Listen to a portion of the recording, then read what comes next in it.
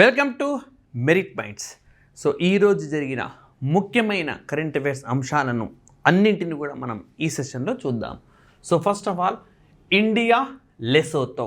So ఈ రెండు దేశాలు కూడా మనకు సంబంధాలకు అంటే రెండు దేశాల మధ్య సంబంధాలకు చెందిన కొన్ని మనకు డెవలప్మెంట్స్ అనేవి జరిగినాయి. So Lesotho reviewed the full spectrum of the bilateral relationship during 6th meeting of India Lesotho joint bilateral commission for cooperation.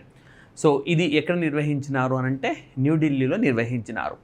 So ఇక్కడ మనకు ఒక కాంక్రీట్ నిర్ణయం అంటూ ఏమీ జరగలేదు, కానీ ఈ దేశం వార్తల్లోకి వచ్చింది కాబట్టి జీకే ఇష్యూ అనేది మనకు బాగా ముఖ్యమైనది. సో అది మనం డిస్కస్ చేద్దాం. సో మనకు కొన్ని దేశాలు ఏమంటే ఎన్క్లేవ్స్ అని అంటాం.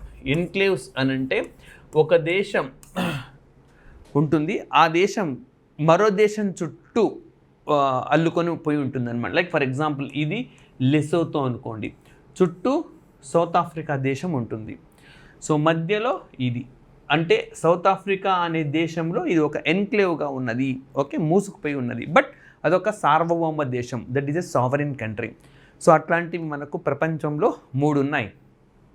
సో ఆ మూడింటిలో ఇది వైశాల్యం రీత్యా అతిపెద్దది. సో ఒకటేమో లెసోతో, ఓకే, ఒకటేమో లెసోతో. రెండవది ఓకే మనకు మరొక ముఖ్యమైనది most important one like Vatican city, okay, Vatican city. And next వచ్చేది శాన్ మారినో. సో ఈ 3 దేశాలు కూడా మనకు ఎన్క్లేవ్డ్ కంట్రీస్ అంటారు. సో అంటే ఈ దేశాలు మరొక దేశం ఆవరణలో ఉంటాయన్నమాట. అండ్ అన్నింటిలోకెల్లా వైశాల్యం అయితే అతిపెద్దది. ఇప్పుడు ఈ దేశం వార్తల్లోకి వచ్చిన నేపథ్యంలో లెసోతో ఎక్కడుంటుంది, కింది వాన్లో ఎన్క్లేవ్డ్ కంట్రీస్లో వైశాల్యం అయితే అతిపెద్దది ఏది. సో అట్లా చెప్పి మనకు క్వశ్చన్స్ వచ్చి అడిగే అవకాశాలు ఉన్నాయి. సో వార్తల్లో ఉన్నప్పుడు అడుగుతారు, ఎందుకంటే అగ్రిమెంట్ అనేది సో పెద్ద ఎత్తున మనకు స్వీపింగ్ చేంజ్ అంటే పెద్ద భారీ మార్పును ఉద్దేశించిన ఒప్పందం కాదు. అట్లాంటి ఒప్పందాలు జరిగినప్పుడు ఆ ఒప్పందం పైన కాన్సన్ట్రేషన్ ఉంటుంది. ఫర్ ఎగ్జాంపుల్ భారత్ ఇండోనేషియా మధ్య ఒప్పందం కుదిరింది బ్రహ్మోస్ మిజైల్ అమ్మడానికి, MK2 అనే క్షిపణిని అమ్మడానికి. ఇండియాకి ఆస్ట్రేలియాకి మధ్య శాంతియుత అవసరాల కోసం అణు ఒప్పందం కుదిరింది. సో అవి పెద్ద ఎత్తున ప్రభావం చూపే అంశాలు. అప్పుడు అంశం పైన ఫోకస్ ఎక్కువ ఉంటుంది మనకు. సో ఇక్కడ మనకు ఈ ఇష్యూ పైన ఫోకస్ ఉంటుంది, రైట్. సో ఇది మనకు మొదటిది. నెక్స్ట్ వచ్చేసి మరి August 5th నాడు okay formally India rejected. So date వదిలిపెట్టేయండి. India rejected Pakistan's remarks on the so called ఇస్తెహసాల్. సో మనకేమంటాడు ఎగ్జామినేషన్లో రీసెంట్గా ఇస్తెషాల్ అనే పదం వార్తల్లో ఉన్నది. సో ఇది దేనికి సంబంధించింది అని అడుగుతారు. సో మనకు August 5th 2019, ఓకే, August 5, 2019 నాడు పార్లమెంట్లో బిల్లు ఆమోదం పొందింది, బిల్లు చట్టంగా మారింది. సో అప్పటి వరకు అమల్లో ఉన్న ఆర్టికల్ 370 దీని స్థానంలోనే మనకు లైక్ 2 కేంద్రపాలిత 370 ప్రకారం ఉండే జమ్మూ అండ్ కాశ్మీర్ రద్దయి ఆ స్థానంలో జమ్మూ అండ్ కాశ్మీర్ అనే ఒక కేంద్రపాలిత ప్రాంతం, లడాక్ అనే మరొక కేంద్రపాలిత ప్రాంతం భారతదేశంలో ఆవిర్భవించినాయి. So birth of 2 union territories happened. One is Jammu and Kashmir and Ladakh. So 370 article ప్రకారం ప్రత్యేక హోదాను పొందిన జమ్మూ అండ్ కాశ్మీర్ దాన్ని August 5వ తేదీన కోల్పోయింది. ఈ నేపథ్యంలో పాకిస్తాన్ దేశం ఇస్తెహసాల్ అనే పేరుతోటి ఈ పేరుతో ఒక కార్యక్రమాన్ని చేపట్టింది, నిరసన కార్యక్రమాన్ని చేపట్టింది. దీన్ని భారతదేశం ఖండించిందన్నమాట, రైట్. మరి ఇది ఎప్పుడు జరిగిందంటే 2019లో. అండ్ అంతేకాదు ఇది ఎప్పటి నుంచి అమల్లోకి వచ్చిందంటే October 31st 2019 నుంచి అమల్లోకి వచ్చింది. సో ఈ October 31st అనేది మనకు ఇంటిగ్రేషన్ డే, జాతీయ సమైక్యత దినోత్సవంగా జరుపుకుంటూ ఉంటాం. సర్దార్ వల్లభాయ్ పటేల్ జయంతి ఆ రోజు. సో అంతేకాదు ఈ 2019లో మరొక కీలకమైన చట్టం కూడా వచ్చింది. EWS వాళ్లకు రిజర్వేషన్ను కల్పిస్తూ భారత పార్లమెంట్ నిర్ణయం అనేది తీసుకున్నది EWS. అదేవిధంగా ఇదే 2019లో ఇమ్మీడియట్ ట్రిపుల్ తలాక్, తక్షణ ముమ్మారు తలాక్ అనే విధానాన్ని రద్దు చేసినారు. ఇదే 2019లో ఓకే, మనకు పిఎం కిసాన్ అనే పథకం, రీసెంట్గా పిఎం కిసాన్ పథకాన్ని 2030-31 వరకు పొడిగిస్తూ నిర్ణయం తీసుకున్నారు. అదేవిధంగా హర్ఘర్ జల్ అనే పథకాన్ని కూడా ప్రారంభించినారు. అదేవిధంగా మనకు ఇన్స్పేస్ అని చెప్పి మనకు ప్రైవేట్ సంస్థలను అంతరిక్ష రంగంలో ప్రోత్సహించడానికి ఉద్దేశించి వ్యవస్థను ఏర్పాటు చేయడం ప్రణాళికను 2019లో రచించినారు, కానీ నిజానికి ఏర్పాటు చేసింది 2020లో. ఓకే, సో ఈ అంశాలన్నీ కూడా కంపల్సరీ గుర్తుపెట్టుకోండి. మనకేమంటాడు, యోమ్ ఈ ఇస్తెహసాల్ అనే పదం ఇటీవల వార్తల్లో ఉంది. దేనికి సంబంధించింది అంటే జమ్మూ అండ్ కాశ్మీర్లో పాకిస్తాన్ చేపట్టే నిరసన, ఆర్టికల్ 370 రద్దుకు నిరసనగా చేపట్టడం. అదేవిధంగా మనకు ఐక్యరాజ్య సమితి మానవ హక్కుల మండలి అంటే యునైటెడ్ నేషన్స్ హ్యూమన్ రైట్స్ కౌన్సిల్లో పాకిస్తాన్ ఉద్దేశించి భారతదేశం ఫ్రాంకెన్స్టైన్ స్టేట్ అనే పదాన్ని వినియోగించింది. Frankenstein state. సో ఎవరిని ఉద్దేశించి వినియోగించంటే పాకిస్తాన్. ఫ్రాంకెన్స్టైన్ అంటే మనకు ఒక వ్యక్తి ఒక దయ్యాన్ని క్రియేట్ చేస్తే ఆ దయ్యం ఈ మనిషిని నియంత్రించడం ప్రారంభిస్తుంది. అట్లాంటి పద్ధతిని ఫ్రాంకెన్స్టైన్ అంటారు. రైట్, యాక్చువల్గా షెల్లీ అనే ఒక వ్యక్తి రాసిన నావెల్ పేరు ఫ్రాంకెన్స్టైన్.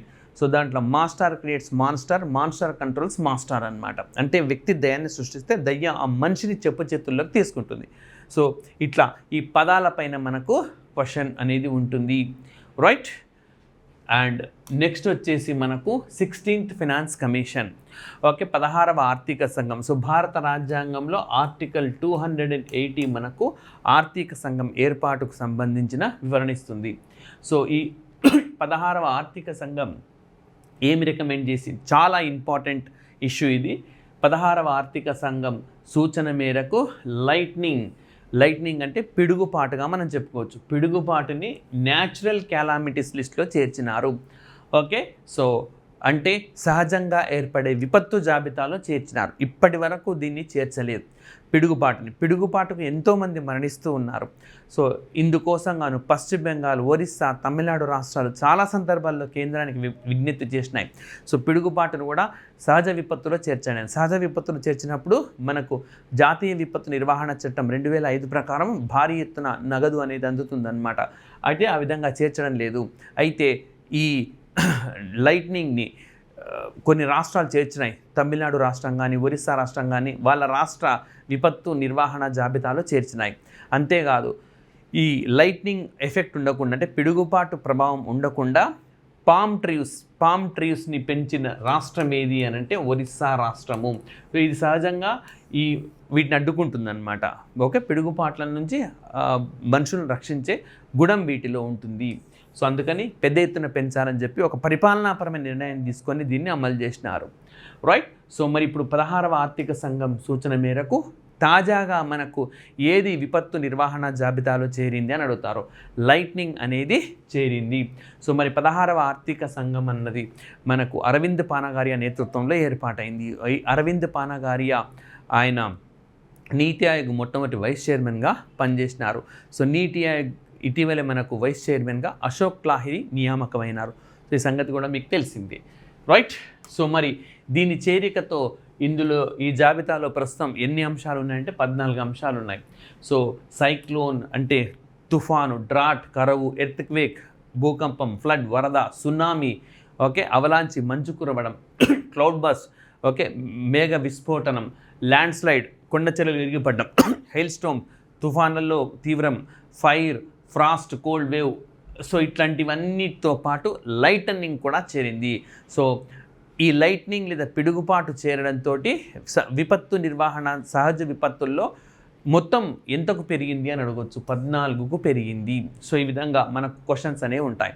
సో మరి ఐఎండి అంటే ఇండియన్ మెటీరియలాజికల్ డిపార్ట్మెంట్ 1875లో ఎస్టాబ్లిష్ చేశారు, జనవరి 15వ తేదీన. రైట్, మనకు వరల్డ్ మెటీరియలాజికల్ ఆర్గనైజేషన్ అనేది జెనీవా కేంద్రంగా పనిచేస్తూ ఉంటుంది. అది 1873లో ఏర్పాటు చేసినారు, కానీ అది 1950లో యుఎన్ఓకు అనుబంధ సంస్థగా మారింది. సో ఈ IMD declares A heat wave when the maximum temperature reaches more than or equals to 40 degrees. So ఒక హీట్ వేవ్ ఎప్పుడు డిక్లేర్ చేస్తుందంటే 40 degrees లేదా అంతకంటే ఎక్కువ. ఎక్కడ?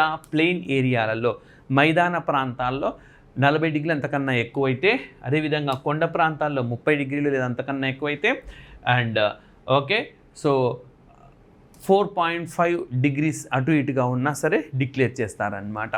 సో యావరేజ్ తీసుకొని ఈ విధంగా మనకు లైట్నింగ్ అన్నది ఈ డిసాస్టర్ జాబితాలో చేరింది. సో చాలా ఇంపార్టెంట్ ఇది.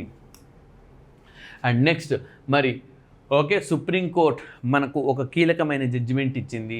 సో వెట్లాండ్ కన్జర్వేషన్ అంటే వెట్లాండ్స్ అని అంటే తెలిసే కదా మీకు, చిత్తడి నేలలు అంటాం తెలుగులో, చిత్తడి నేలలు. ఈ చిత్తడి నేలల్లోనే కొన్ని మనకు రామ్సర్ సైట్లుగా ఎంపిక అవుతాయి. రీసెంట్గా మనకు చూసినాం 101వ రామ్సర్ సైట్ కూడా అరుణాచల్ ప్రదేశ్ రాష్ట్రంలో ఎంపికైంది మనకు. సో ఈ వెట్లాండ్ చుట్టూ 10 కిలోమీటర్లు మైనింగ్ బఫర్ జోన్, అంటే ఒక వెట్లాండ్ ఇట్లా ఉందంటే దీని చుట్టూ 10 కిలోమీటర్ల వరకు మైనింగ్ అనేది చేయకూడదు. గతంలో మనకు అసర్ అనే ఒక వెట్లాండ్ చుట్టూ ఈ నిబంధన ఉండింది, అంటే కోర్టు జడ్జిమెంట్ మేరకు దానికి ఆ హోదా కల్పించినారు. కానీ ఇది దేశంలోని అన్ని చిత్తడి నేలలకు వర్తిస్తుంది అని చెప్పి సుప్రీంకోర్టు తాజాగా మనకు ఒక వివరణ అనేది ఇచ్చింది. సో ఇంపార్టెంట్ ఎగ్జామినేషన్కి పర్యావరణ పరిరక్షణలో కోర్టు జడ్జిమెంట్ ఇచ్చిన ఒక మేలి మలుపుగా మనం దీన్ని చెప్పుకోవచ్చు. సో కాబట్టి అడుగుతారు ఇంగ్లీష్లో ఫస్ట్ దేనికి ఇచ్చినారు అని చెప్పి.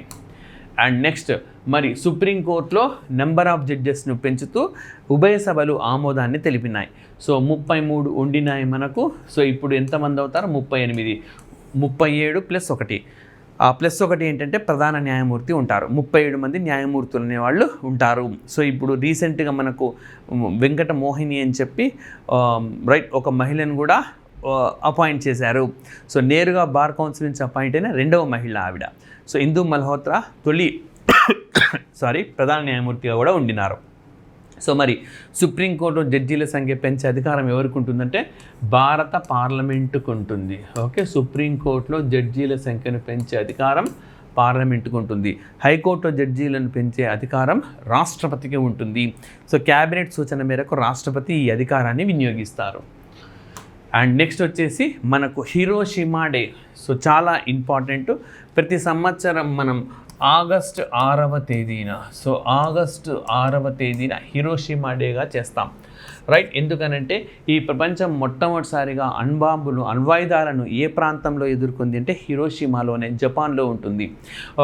సో 1941లో మరి 1941లో జపాన్ దేశము అమెరికాను ఢీకొట్టిందనమాట అమెరికాలో. సో అప్పటిదాకా యుద్ధంలో ఎటు పాల్గొనకుండా తటస్థంగా ఉన్న అమెరికా ఒక్కసారిగా కథన రంగంలోకి దూకింది. వెంటనే మ్యాన్హాటన్ అనే ఒక ప్రాజెక్ట్ ద్వారా అణ్వాయుధాలను సమీకరించుకొని అండ్ ఆగస్టు 6న మొట్టమొదటిసారిగా హిరోషిమాలో ప్రయోగించింది. సో అందుకే ప్రతి సంవత్సరం మనం ఆగస్టు 6వ తేదీని హిరోషిమా డేగా చేస్తాం.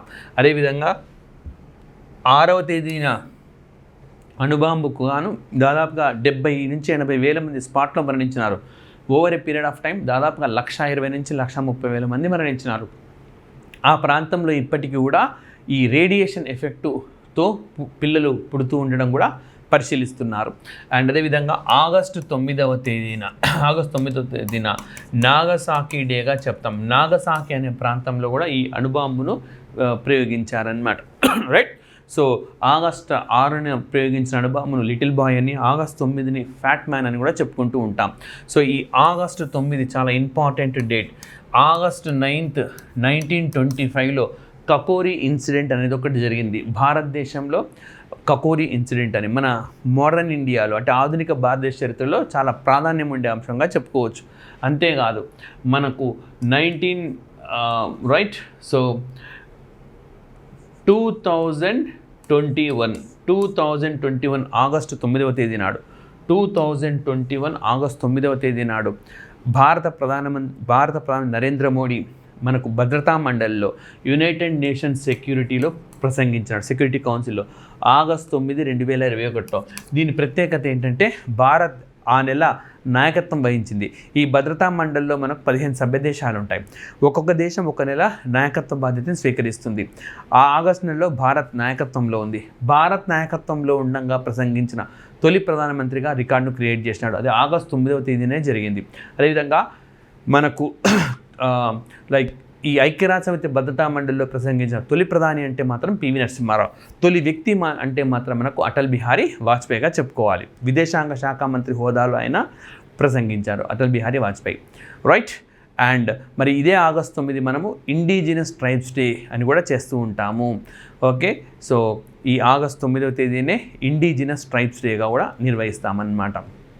ఓకే, సో ఇవి ఈ రోజుకు సంబంధించిన అతి ముఖ్యమైన కరెంట్ అఫైర్స్. మరిన్ని అంశాలతో నెక్స్ట్ సెషన్లో కలుద్దాం. Thank you very much.